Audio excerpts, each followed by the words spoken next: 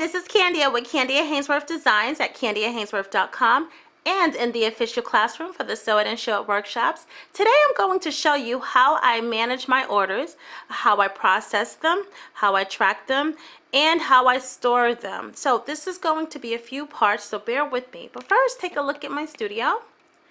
And this part of the studio is the official classroom for the Sew It and Show It workshops. So this is where all the magic happens. And over there is my trim station.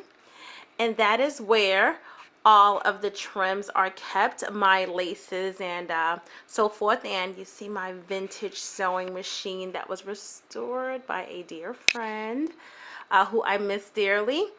And the bins, they have a variety of laces and ribbons and so forth, and my students can easily grab them and assess them, and they can either bring them over to the table or they can grab one and just easily accessible. Here's a cart, and this is the iron cart, and this houses the foot pedals, and I have an extra box of scissors here and just all the things that you need during your workshops. And then I have a toolbox there. But you know what, I will do an official tour of the studio. I wanted to get started with the process that I use. So first of all, I have a system, a color coding system.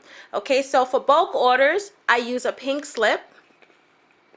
For single orders I use a white slip. And then for gift basket orders, I use a yellow slip. So even without knowing what has been set up for me, because my assistant will pull out the items that I'm going to use, but if nothing else, I know that if it's a yellow slip, if it's a white slip, or if it's a pink slip, exactly what the order is going to store. Okay, so for example, for this pink slip, see if I could get a good focus here. All right, so basically the information is jotted down on these slips. Okay, so this one I kind of drew out the design that's going to be embroidered, and this is actually a continued order. There is a setup fee, and here you'll see that I have saved, because when I did the first order, which was like 33 zip-up jacket fleeces for this local community college, we didn't save the embroidery design. So generally there is a setup fee, a one-time setup fee for bulk orders, but if it's not saved, then if it has to be done again, another setup fee is generated. And then the items are listed accordingly. So for example, here I have 5 mango mid-zip pullovers. The embroidery, which is this design to be embroidered on this, is going to be $10. There's 5 of them, so this would be $50. And then the other items are listed, and then the balance here is posted. And for bulk orders is usually on terms, especially if it's for business. So they would have something like an account right there. So that will let me know that I'm going to basically have to wait to get paid. And generally these big companies will take maybe 10 days, 14 days, even up to 30 days in some cases, and the hospitals will take up to 45 days for payment. For single orders, the details are written down, and I'm going to try to keep the camera above below this line so his personal information doesn't show. But it basically tells me what is going to happen with this order. And this order, regardless to if it's a sewing request or if it's an embroidery request or if it's a combination, it's one piece. It's a single item. So I'm going to use a white slip rather, for the single items. And basically everything, even though this is quite a few things that need to be done, is just one item. And then for my yellow slips, it's going to tell me that this is a basket order, and the material that I'm going to use for the quilt is going to be here with all the other contents. And if something's missing, like I'm glancing down at the slip and it's telling me that Even though the majority of the items are here that's going in the basket, there is a couple of things that are missing. For example, there are diaper wipes that should be here. Now maybe I'm out of it, I need to get them, but they weren't placed in a basket and it's telling me that it is missing. So basically, that's how I differentiate what kind of order by the slips that the notes were taken down. So once again, we use the yellow slips for the gift basket orders, we use the white slips for the single pieces, and then we use the pink slips for bulk orders. And after these information is jotted down, it is processed into the computer. And let me show you by using this one as an example what that looks like.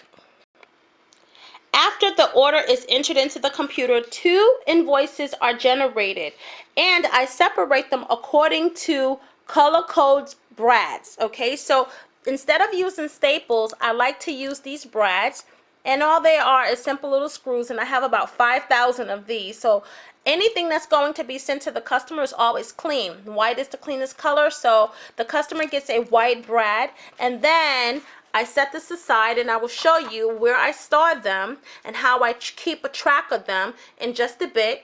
But this is the invoice that I use, and the invoice that I use to keep an eye on what part of the order I am doing will always have a color-coded brad.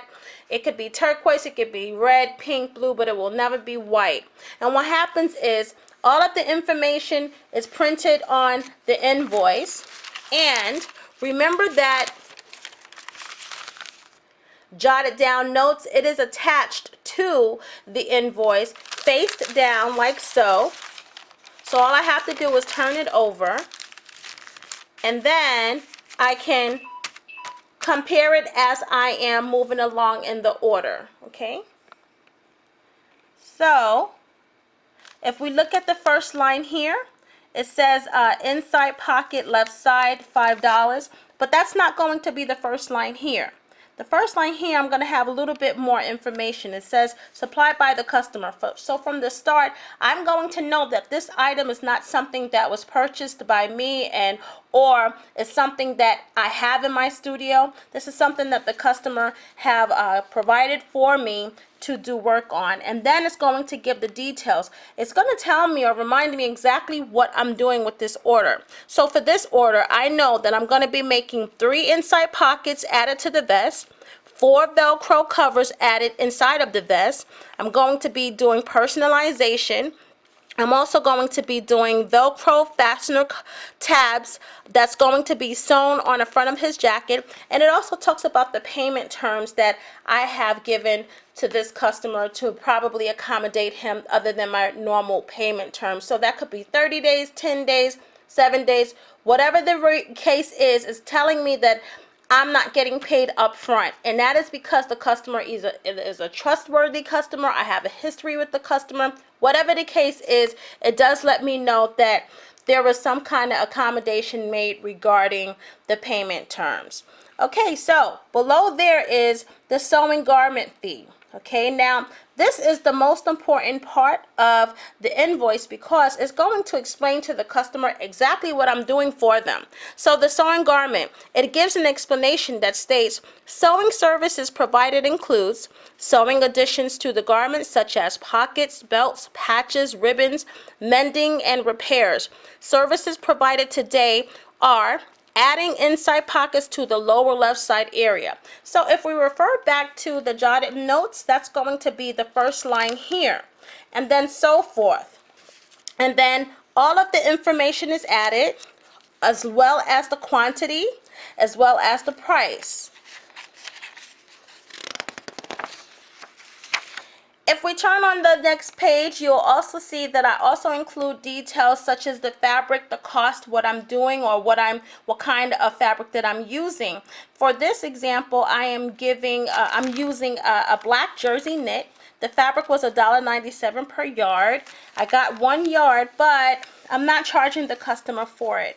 And then I also have some additional information here, such as the embroidery request that I'm charging him $5 for, and it also talks about the font.